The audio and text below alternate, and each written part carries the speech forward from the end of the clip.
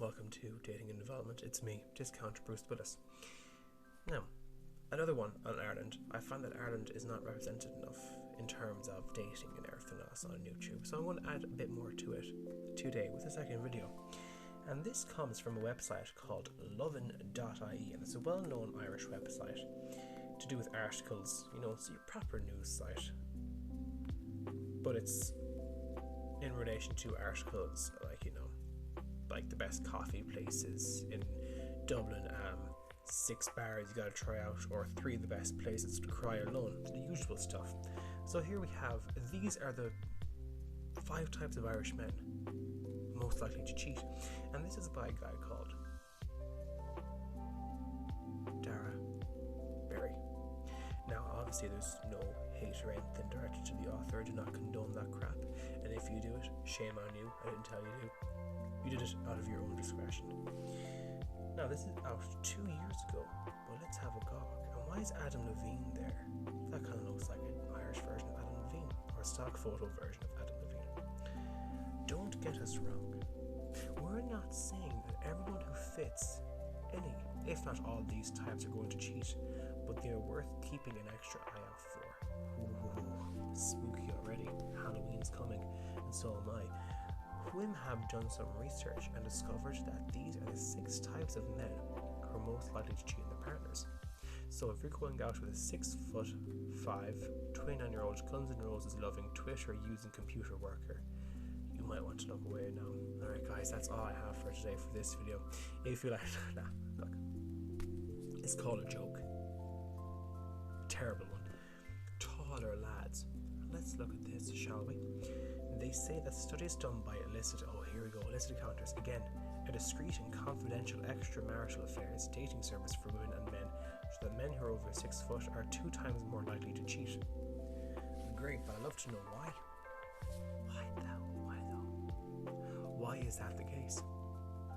I think taller men are seen as more protective, and women are instinctively drawn to taller men. It's kind of going back to that primal state of being protective, and now with Durex being around, mind you. Durex didn't protect them from getting eaten by dinosaurs or other predators. But taller lads tend to have that bit more success with women, because women like tall guys, or taller than them. Now I've been having some conversations with the chicas for some time now, since I was born early, and they said that if a guy was the same height as them or slightly smaller, they found it really weird. Women want that notion of being protected, like big strong men, tall as well.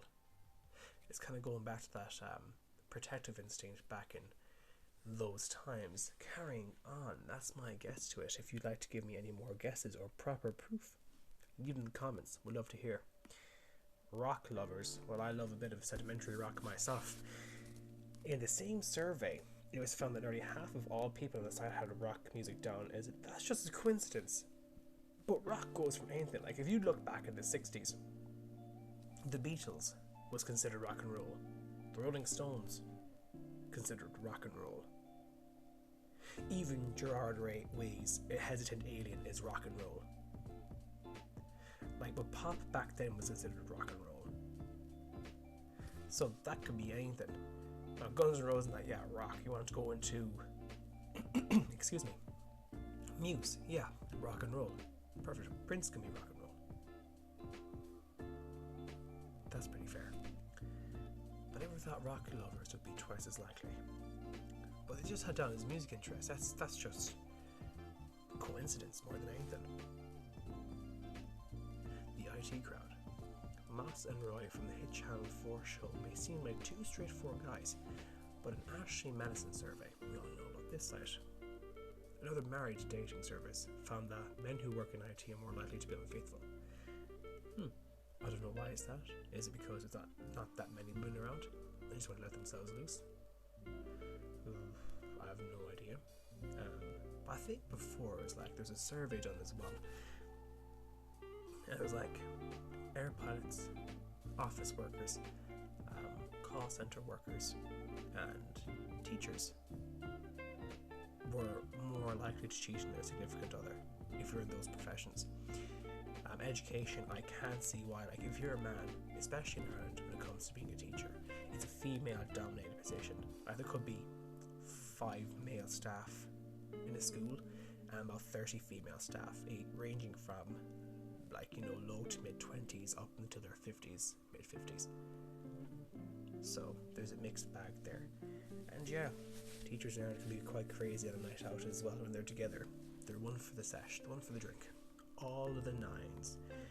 In a study published by Proceedings of the National Academy of Science, people whose ages ends in 19, 29, 39, you get the drift, were more likely to be unfaithful. They guess that the reason for this was because they're about to enter a new decade and wanted a moment of spontaneity and risk before turning over into a new zero. That was the same for women as well. Any key milestone in a woman's life, she's going to reassess everything. So if she's with a guy and she's coming up to like a new job coming around, she's going to reassess everything. Okay, I've got a new job. Can I do with the new guy? How is he? How is he faring up with everything?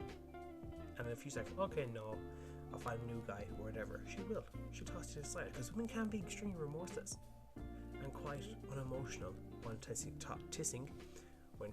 men to the side. That's how it goes. It's how it goes. But also, excuse me again for all this coughing, men who are like, you know, the 9s or the 10s, they are going to be unfaithful because they can get more women than the average looking guy. Now, don't get me wrong, you could be really handsome, but your game could be absolutely chronic. And I'm talking sciatica bad, chronic. It can be quite bad, and they will not have any success with women. Now, having really good looks can get them off with a lot more. But there was studies done, and there was lots of research and experiments done through Tinder where a guy, very good looking, muscular, committed a crime. Now, as he was a fake profile, but the profile said he committed a crime, and the girls overlooked that because he was quite good looking. But the average guy would not get away with that, really. The average looking guy would not get away with that. So men who are better looking get away with a lot more, and that's purely because of the halo effect.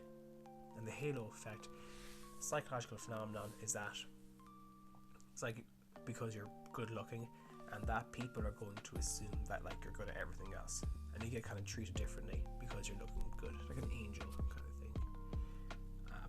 You know, I have experienced that maybe once or twice. I've seen girls being that experienced, and they're the pretty good looking girls are let off with a lot more because they're good looking. And same for men who are very handsome let off with a whole lot more as well. So that's another big thing. And the last thing is a Twitter user.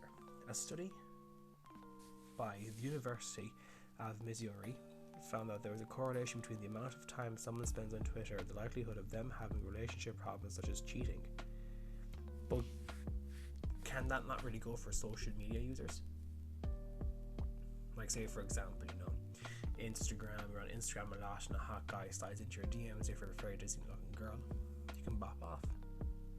If you're not happy in the relationship, that is, same for a guy. But the thing is, a hot woman, or woman in general, you know, 6 and above, 5 and above, that even, is going to have a lot more options than a guy who's an 8 or 9. Like, you take like a really hot model, she'll have tons and tons of more DMs in her Instagram messaging box. Not the only box, she'll have something in. And you take like the likes of, like, you know, Leonardo DiCaprio, for example, he's going to have not as much in that. Not at all. It's two different ball games. Men will continue to simp, women will be women.